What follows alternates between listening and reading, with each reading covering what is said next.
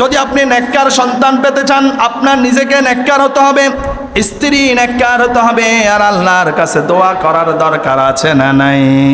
আল্লাহর কাছে দোয়া করতে হবে।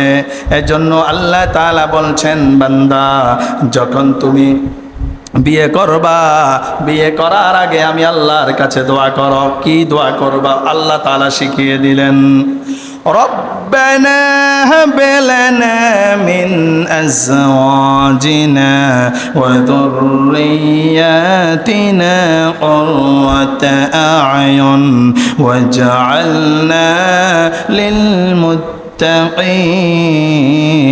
ইমামা। আওয়াজ করে বলুন আল্লাহু আকবার।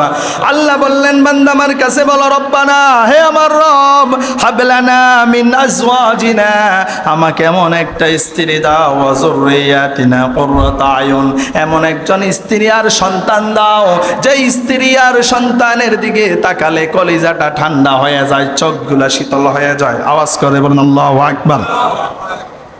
কি এমন একজন স্ত্রী দাও যে স্ত্রীর দিকে তাকালে আমার কলিজাটা ঠান্ডা হয়ে যায়, চোখটা কি হয়ে যায়? শীতল হয়ে যায়। মানে আমার চোখের যে ভোগ বিলাস, এটা যেন তাকে দেখার সাথে সাথে এটা মিটিয়ে যায়। আওয়াজ করে বলেন আল্লাহু আকবার।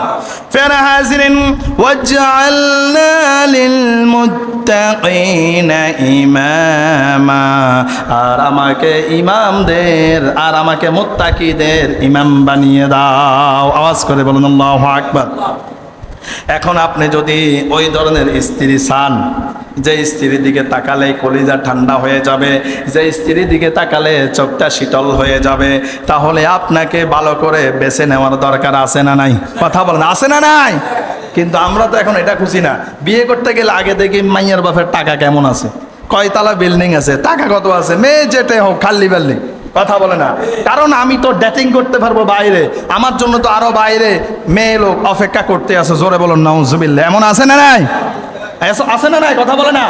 আর ওই ধরনের পরিবারগুলোর মধ্যে শান্তি নাই।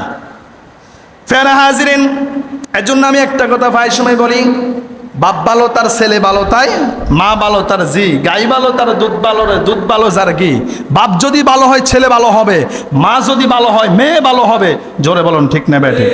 এজন্য স্ত্রীটাকেও যখন বেছে নেবেন ওইভাবে বেছে নেওয়ার দরকার আছে না নাই?